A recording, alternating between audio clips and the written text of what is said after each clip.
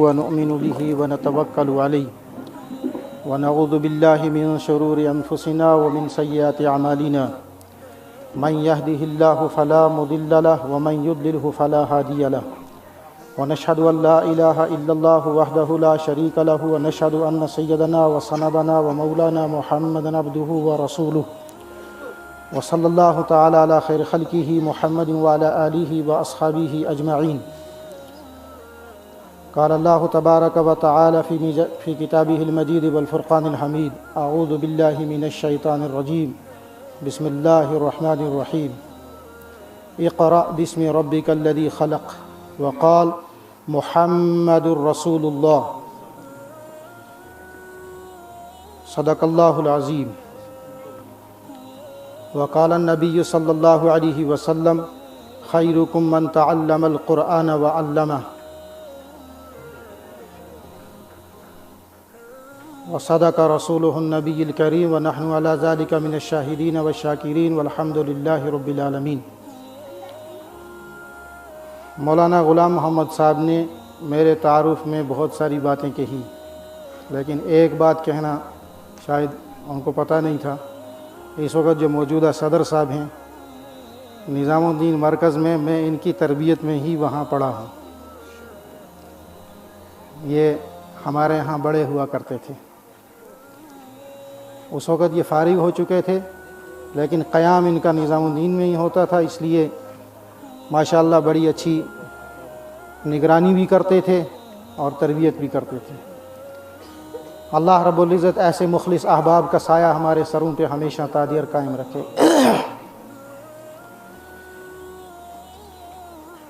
مدارس اسلامیہ کا جو وجود ہے اور جو قیام ہے یہ کوئی نیا نہیں ہے. اللہ رب العزت نے ایک لمبے عرصے سے اس کی بہاریں ہمیں بھی یہاں دکھائی، اور یہ سلسلہ جناب نبی اکرم صلی اللہ علیہ وسلم کے ساتھ ملتا ہے. چنانچہ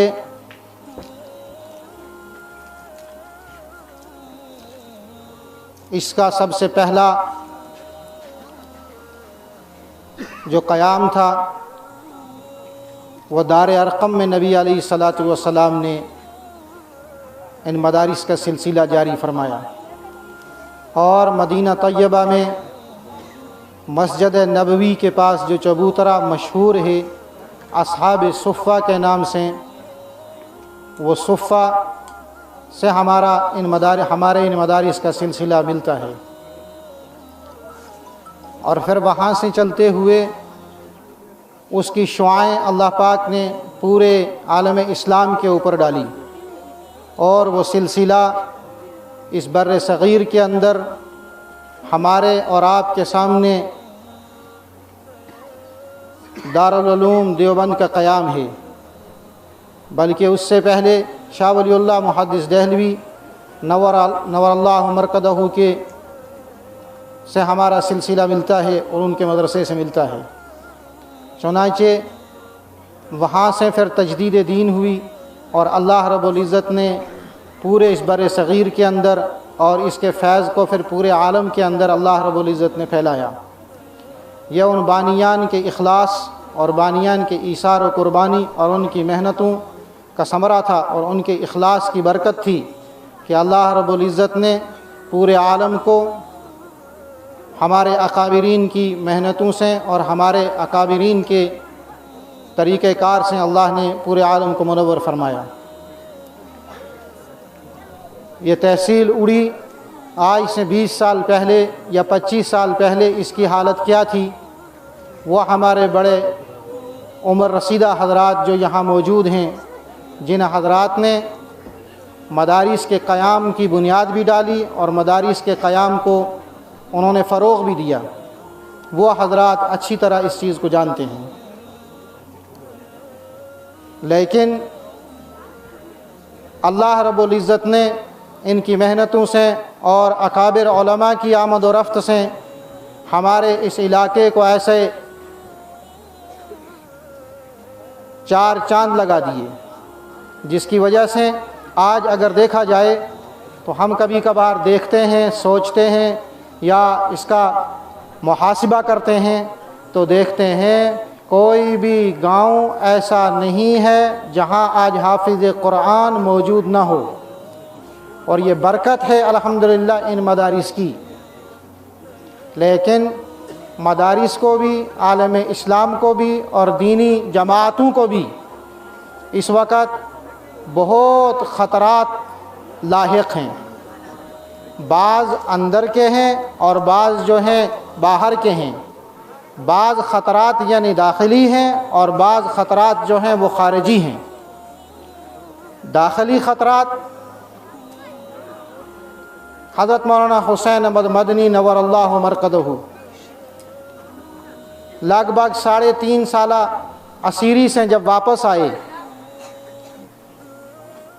تو ایک جلسے سے خطاب فرماتے ہوئے انہوں نے فرمایا کہ میں نے 3.5 سالہ اسیری میں اس بات کے اوپر دھیان دیا کہ مسلمانوں کے پاس تمام چیزیں ہونے کے باوجود ان کے پاس ملک ہیں، حکومتیں ہیں، پیسہ ہے، دولتیں ہیں اور بڑے بڑے سرمایے ان کے پاس موجود ہیں،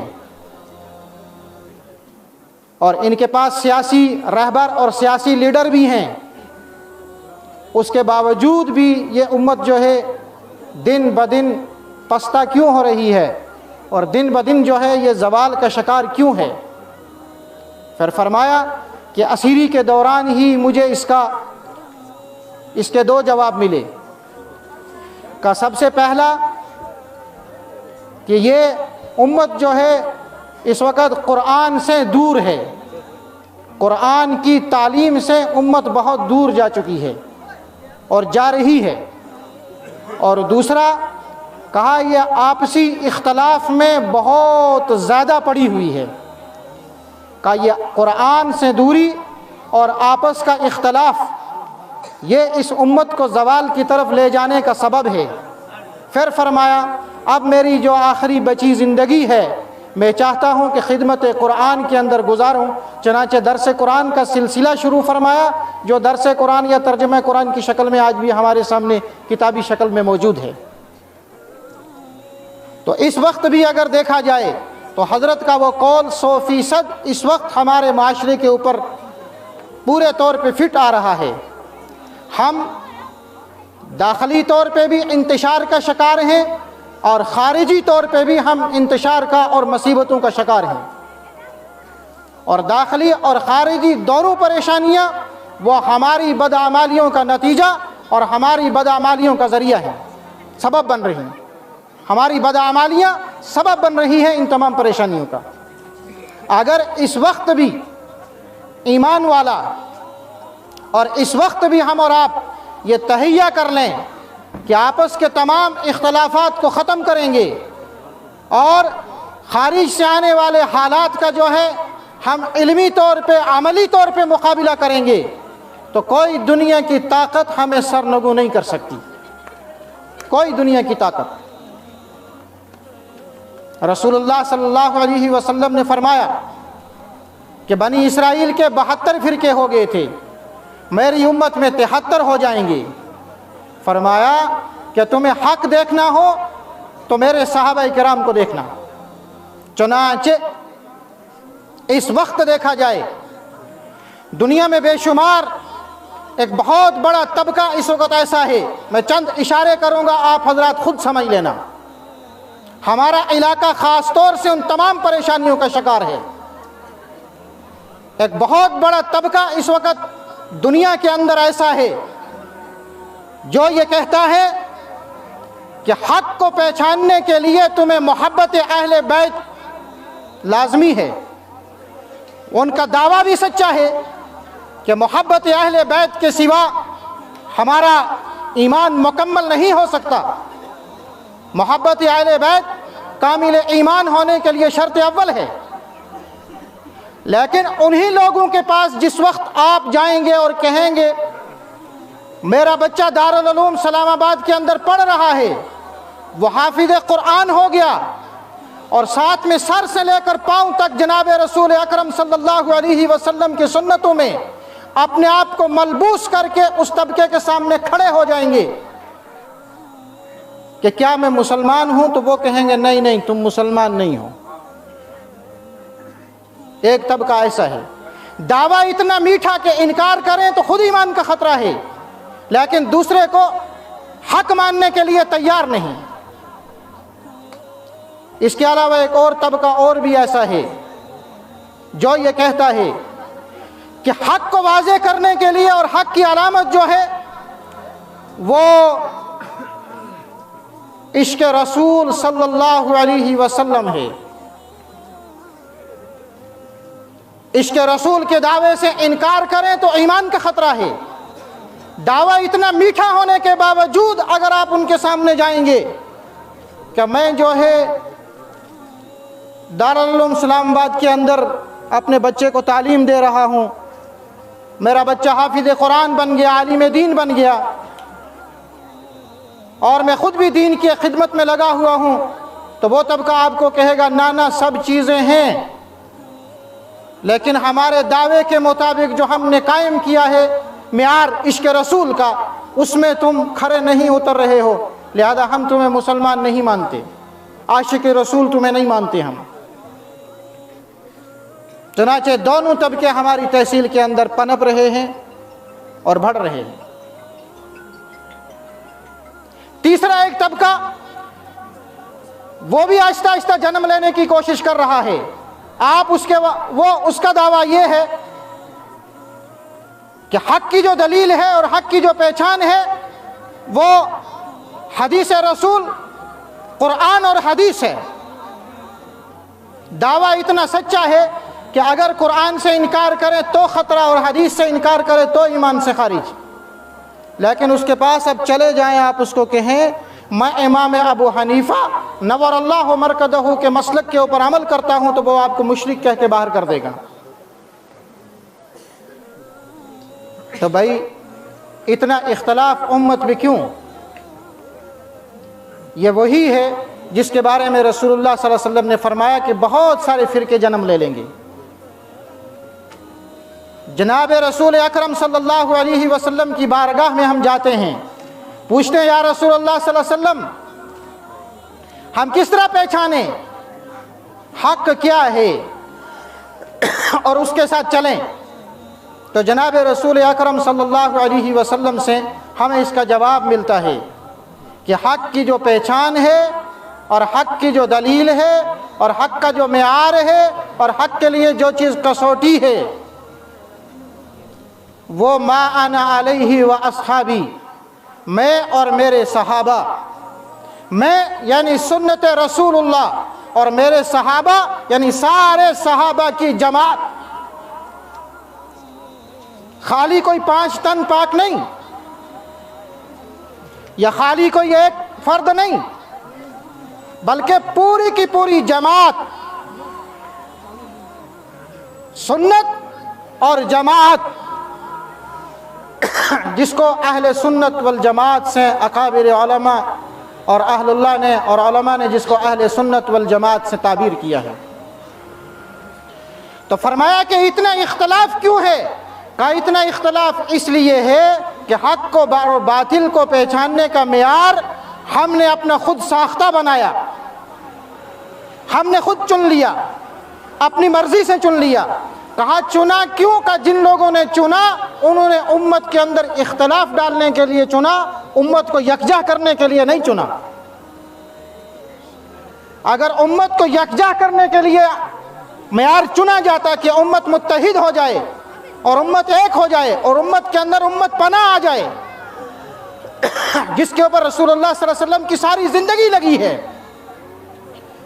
رسول اللہ صلی اللہ علیہ وسلم کی ساری زندگی امت بنانے میں لگی ہے، اس امت کو ایک ملت بنانے میں لگی ہے، ایک ملت واحدہ بنانے میں لگی ہے۔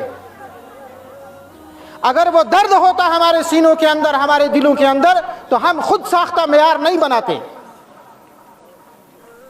ہم اپنے اکابر احادیث کی ہم اپنی تشریح نہیں کرتے بلکہ جمہور محدثین کی تقلید کرتے۔ قرآن کی ہم اپنی مرضی کی تفسیر نہیں کرتے بلکہ جمہور مفسرین کی تقلید کرتے.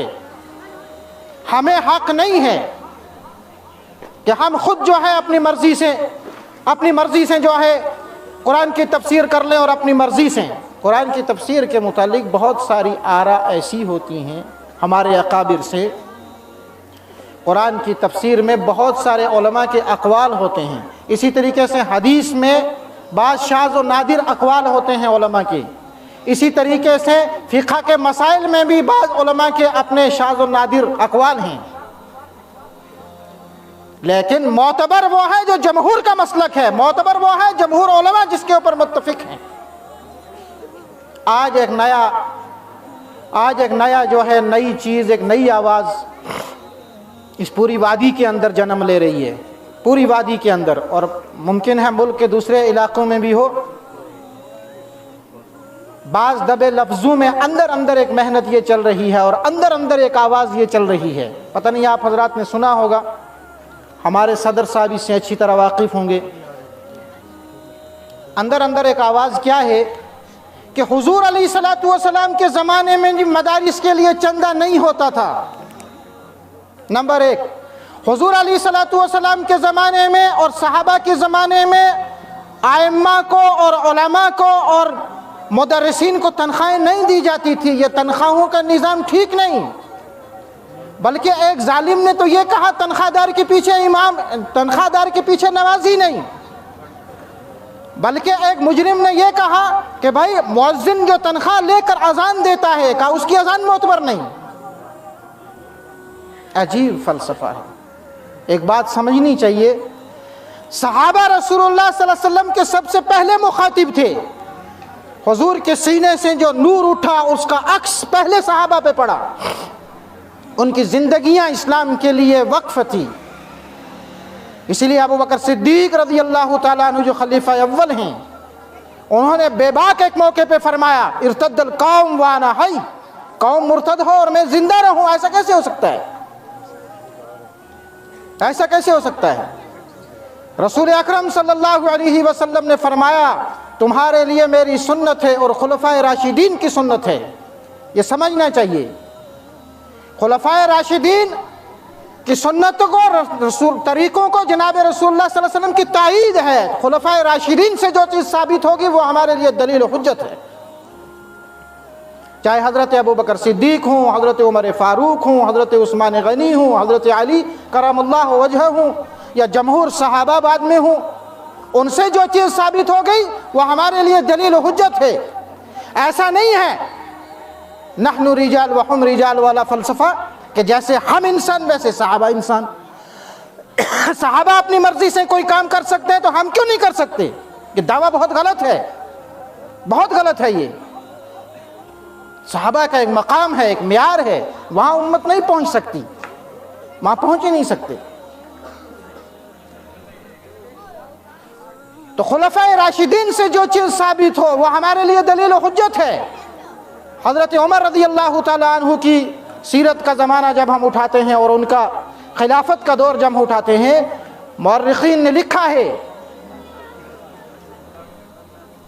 پہلے تو صحابہ کرام نے اپنی تمام زندگیاں وقف کر دی تھی، بلکہ ایسا بھی ملتا ہے روایتوں کے اندر کہ دو بھائی ہوتے تھے یا دو دوست ہوتے تھے، وہ آپس میں طے کر لیتے تھے ایک دن تم حضور کی خدمت میں جاؤ، وہاں سے دین سیکھ کے آؤ، وہ ہمیں سکھاؤ رات کو، دوسرے دن تم کا کام کرو، ہم حضور کی خدمت میں جائیں گے، وہاں سے جو دین سیکھیں گے وہ آ کے ہم تمہیں بتلائیں گے. اور صحابہ کے قوتیں بھی تیز، حافظہ بھی تیز، زبان بھی تیز، فہم و فراست بھی تیز، دل و دماغ ان کا تیز. اسی لیے فرمایا بہترین زمانہ صحابہ کا زمانہ تھا، حضور کا اور حضور کے صحابہ کرام کا زمانہ تھا. ان کے ساتھ مقابلہ نہیں کر سکتے. وہ پورے طور پہ محفوظ کر کے دین کو ہمارے لیے محفوظ کر کے گئے. اور پھر حضرت عمر فاروق رضی اللہ تعالیٰ عنہ کے زمانہ اٹھائیں گے جب ہم خلافت کا. انہوں نے ایک نظام قائم کیا. کیا نظام قائم کیا؟ بہت سارے شعبے قائم ہوئے اور ان شعبوں میں ہر ایک کے لیے تنخواہیں متعین ہوئی. اور صاف واضح تاریخ میں لکھا ہوا ہے حضرت عمر رضی اللہ تعالیٰ عنہ نے 20 ہجری کے اندر مکاتب میں پڑھانے والوں کے لیے تنخواہیں قائم کی، اور بلکہ لکھا ہے 15 درہم 15 کا لفظ بھی لکھا ہے، اور ان کی تمام کفالت وہاں سے پوری کی۔ امام ابو حنیفہ رحمۃ اللہ تعالیٰ علیہ نے جو فقہ حنفی ہے یہ دستور ہے، قرآن اور حدیث کا نچوڑ نکلا ہوا ہے۔ ہم اور آپ، ہمارے اور آپ کے دماغ وہاں نہیں پہنچ سکتے تھے جہاں امام ابو حنیفہ کا دماغ پہنچا، نور اللہ مرکزہ، جہاں امام شافعی رحمۃ اللہ علیہ کا دماغ پہنچا، جہاں احمد ابن حنبل کا دماغ پہنچا، جہاں امام محمد کا پہنچا، جہاں امام ظفر کا پہنچا، ہمارے اور آپ کے وہاں دماغ نہیں پہنچ سکتے۔ امام ابو حنیفہ رحمۃ اللہ علیہ نے ایک کمیٹی بنائی، بعد میں 40 کی ترتیب بھی آئی، اس سے زیادہ بھی آیا ہے، کہ یہ امام ابو حنیفہ رحمۃ اللہ علیہ نے علماء کی ایک مجلس بلائی، اور اس مجلس میں ہر ایک کی تنخواہیں بھی رکھی۔ تو ایسا ذہن بنا لینا کہ نہیں جی تنخواہ دار مؤذن کے پیچھے، مؤذن کی اذان معتبر نہیں، تنخواہ دار امام کی امامت معتبر نہیں، اور تنخواہ داروں سے جی مسئلہ مت پوچھو، یہ بہت عجیب قسم کا فتنہ ہے۔ یہ وہ فتنہ ہے جو ہماری کمر میں ٹھونکا ہوا ایک چھرا ہے، ادھر کوئی چھرا مارے آپ نکال لیں گے، آپ کے ہاتھ میں کوئی چھرا مارے اس کو نکال لیں گے، لیکن آپ کی پیٹھ کے اندر جب چھرا لگ جائے آپ اپنے ہاتھ سے اس کو نہیں نکال سکتے، وہاں ہاتھ پہنچتا ہی نہیں ہے۔ یہ جو فتنے دین کی محبت کے نام پہ آ رہے ہیں، کبھی عشق رسول کے نام پہ، کبھی محبت اہل بیت کے نام پہ، کبھی جو ہے دعوت کے نام پہ، کبھی جو ہے کسی اور عنوان پہ، کبھی قرآن و حدیث کی محبت کے عنوان سے، اسی طریقے سے ایک فتنہ اخلاص کے عنوان سے آ رہا ہے کہ ہم اتنے مخلص ہیں کہ تنخواہ دار مؤذن کو نہیں رکھتے، ہم خود اپنی مرضی سے طے کریں گے جو فی سبیل اللہ ہمیں اذان دے۔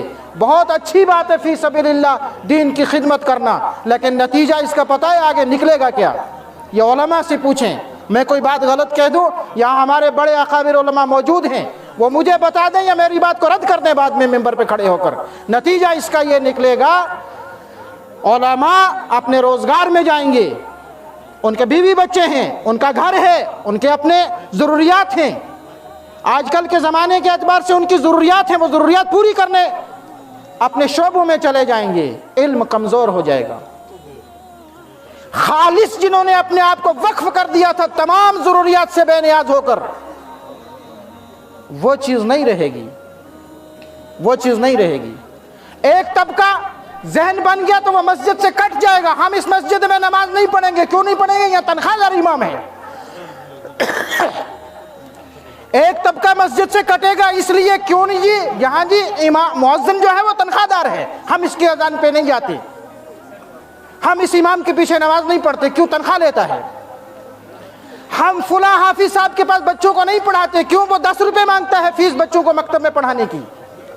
تو نتیجہ یہ نکلے گا کچھ شیطان بھی وہاں سے زور لگائے گا، مسجدیں بھی خالی ہو جائیں گی، اور اس اخلاص اتنے ایسے ریاکانہ اخلاص کے اوپر، یہ اخلاص ہے مگر ریا کا اخلاص ہے، یہ دکھلاوے کا اخلاص ہے، ایسے اخلاص سے تمام چیزیں اٹھ جائیں گی۔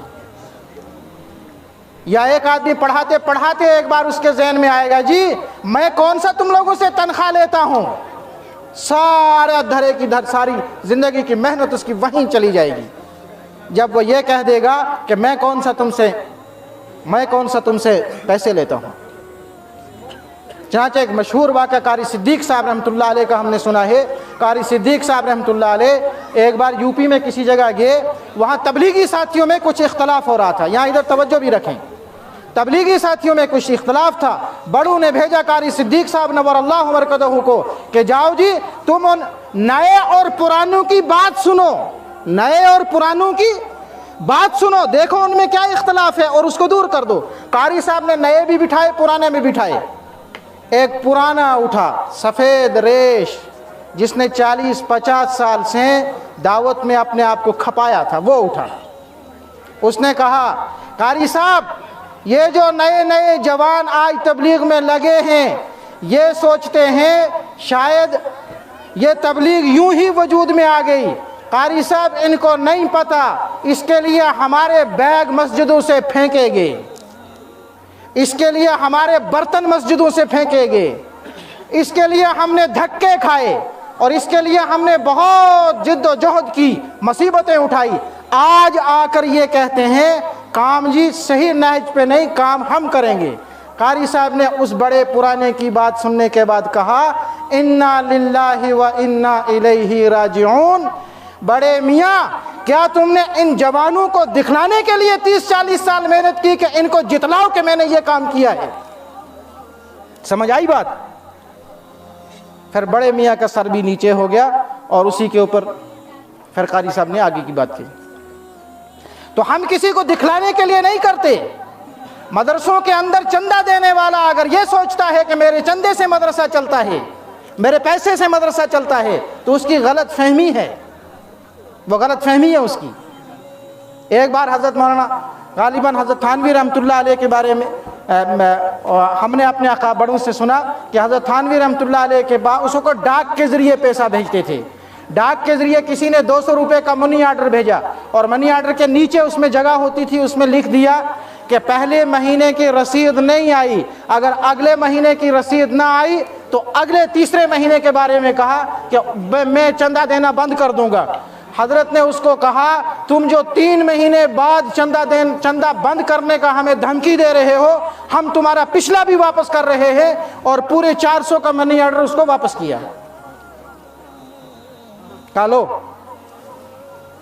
ایسا مسئلہ نہیں ہوتا ہے، مال سے نہیں چلتی ہے کوئی چیز، اندر کے اخلاص سے چلتی ہے، اندر کے درد سے چلتی ہے۔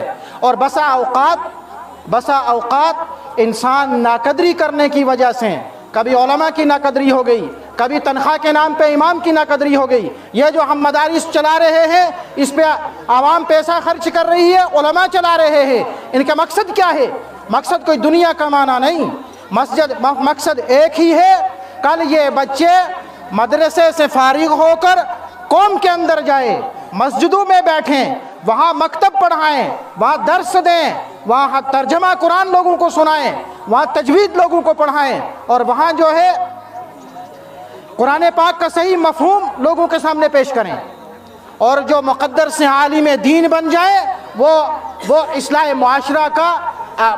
معاشرہ میں حصہ لے، لوگوں کے عقائد درست کرائے، اور لوگوں کے اور بہت سارے رسوم بد جو اسلامی معاشرے کے اندر داخل ہو چکے ہیں ان کا کلی طور پہ صفایا کریں۔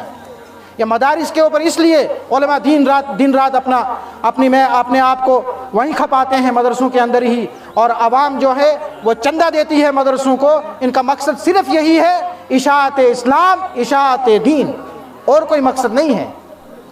اور ظاہر سی بات ہے جب تک عوام ضرورت پوری نہیں کرے گی اتنا فارغ ہو کے کیسے بیٹھے گا؟